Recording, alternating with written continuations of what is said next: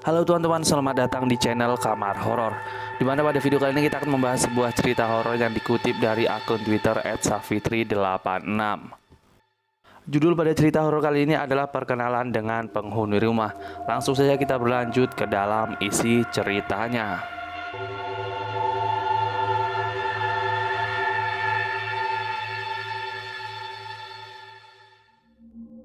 Sarah adalah seorang wanita yang sekarang tinggal di kota kecil di Jawa Barat. Ia harus berpindah ke kota kembang itu untuk menuntut ilmu di salah satu universitas ternama di sana. Saat pindah ke Bandung, Sarah pergi bersama ayahnya.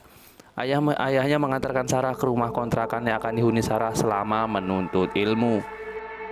Di kontrakan itu, Sarah juga akan tinggal bersama dua saudara sepupunya yang juga menuntut ilmu di tempat dan angkatan yang sama dengannya. Saudara tertua bernama Jani dan saudara yang lebih tua dari Sarah bernama Ava. Sarah merupakan yang paling kecil dari mereka bertiga. Maklum baru saja lulus SMA pada tahun yang sama. Selama 2,5 jam di perjalanan akhirnya ia tiba di kota Bandung. Ini adalah pertama kali Sarah tinggal jauh dari orang tuanya. Perasaan campur aduk tentu dirasakan Sarah. Setelah mobil terparkir, Sarah bergegas turun dan mengambil barang-barang bawaannya. Sembari mengangkat bawaan, Sarah dan ayahnya langsung menyusuri sebuah gang kecil. Berjalan sedikit jauh ke dalam dan sampailah mereka di depan kontrakan itu. Assalamualaikum, kami mengucap salam sembari memasuki rumah yang pintunya memang terbuka. Waalaikumsalam, sahut Jani dan Teh Ava. Sar, udah sampai, silahkan begini adanya Sar, ucap Teh Ava kepada Sarah. Saat itu Sarah tersenyum dan mengangguk dan melihat sekeliling. Rumah tersebut adalah rumah tua dengan 2 lantai dan sedikit tidak terawat. Saat itu Sarah memaklumi hal tersebut, apalagi budget yang ia miliki untuk menyewa rumah kontrakan sangatlah terbatas. Tangga menuju lantai 2 adalah tangga kayu dengan pegangan kayu terlihat asal-asalan dibuatnya. Kemudian Sarah mendekati tangga dan melihat ke atas. Di ujung tangga tersebut adalah tembok, sebelah kiri dan pintu kecil menuju keluar ke tempat jemuran dan talang air. Di sebelah kanan terdapat ruangan tanpa pintu yang hanya bisa dimasukin dengan cara sedikit membungkuk. Ruangan tersebut berada di atas kamar tidur Sarah yang terletak di antara tangga air dan kamar Teh Ava. Kamar Teh Ava adalah kamar yang paling dekat dengan pintu utama. Jani lebih memilih kamar paling ujung di dalam, sekitar 3 langkah dari tangga tepat di seberang dapur yang merupakan akses menuju satu-satunya kamar mandi di rumah itu. Terdapat ruangan kosong yang cukup lebar di kamar Sarah dan Teh Ava. Ruangan ini nantinya akan dijadikan tempat berkumpul dengan alas karpet yang lusuh.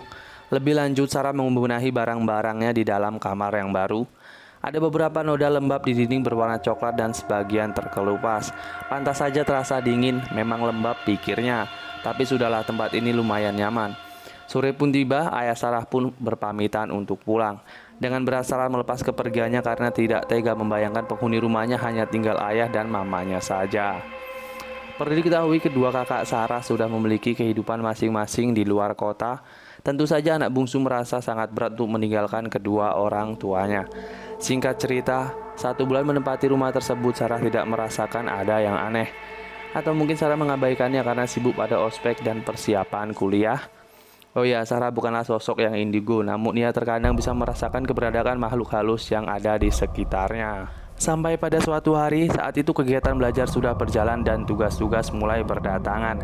Sarah harus pulang ke kontrakan sekitar pukul 7 malam dan langsung tertidur.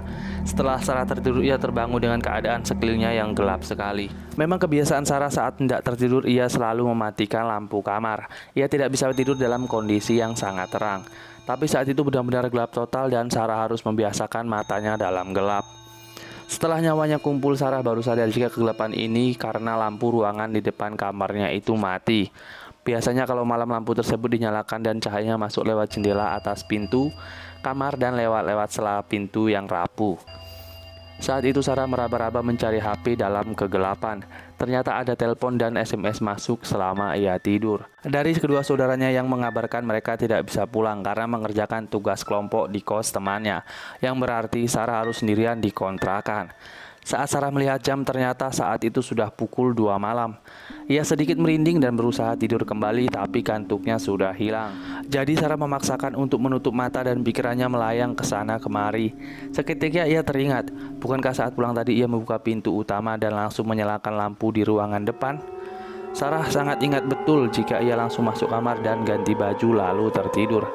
Dia tidak memadamkan lampu itu, bahkan lampu itu selalu menyala setiap malam dan menjadi satu-satunya sumber cahaya di malam hari.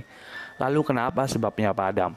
Sarah hanya bisa berusaha tenang dan memastikan ingatannya. Saat hendak bangun dari tidurnya, ia menyalakan lampu kamar dan tiba-tiba mendengar suara lirih sekali dari pintu di balik kamarnya. Ia mendengarkan suara tertawa yang sangat asing di telinganya. Detak jantung Sarah saat itu terasa berhenti. Seketika ia mengurungkan diri untuk berdiri. Sarah hanya duduk di tempat tidur sambil memegang erat selimut. Sarah diam dalam posisi waspada, ragu antara yakin mendengar suara tawa dan berusaha meyakinkan diri bahwa ia hanya salah dengar. Ia terus berusaha fokus tapi yang didengar hanyalah hening. Pelan-pelan Sarah kembali ke posisi tidur berhati-hati seakan-akan membangunkan sesuatu yang ia pun tidak tahu apa itu. Suara langkah kaki kecil berlari melintas di depan kamarnya. Otak Sarah langsung merespon jika itu adalah tikus.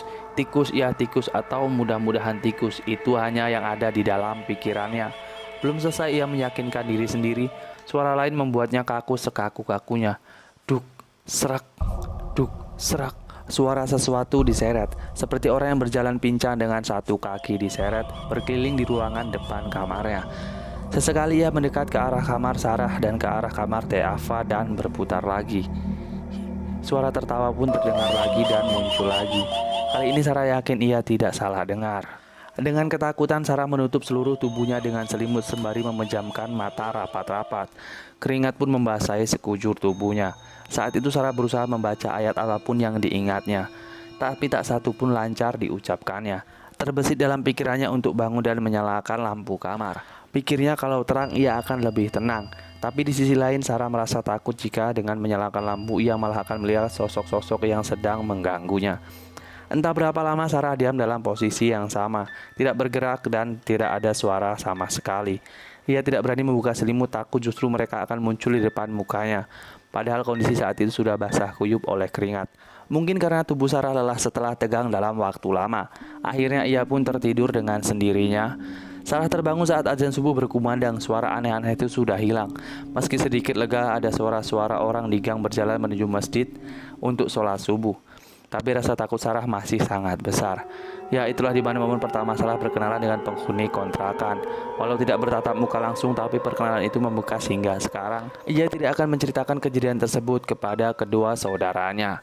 Bukan apa-apa, Sarah sendiri takut menceritakan ulang saat dirinya masih tinggal di rumah itu. Dan mereka mengontrak selama 1 tahun, artinya Sarah harus bertahan selama 11 bulan ke depan. Setelah kejadian itu, ia hanya merasakan beberapa gangguan kecil yang menimpanya, seperti barang berpindah dari tempat ke tempat lain, selimut ditarik saat tidur, atau melihat sekelebat bayangan melintas. Setelah melewati kejadian itu, ia baru sadar bahwa itu adalah sebuah perkenalan dari penunggu rumah. Mungkin sampai di sini saja pembahasan cerita horor kali ini. Kita akan bertemu pada video selanjutnya. Jika kalian suka, kalian boleh tekan tombol like dan tekan tombol subscribe sebagai bentuk dukungan kalian kepada channel ini.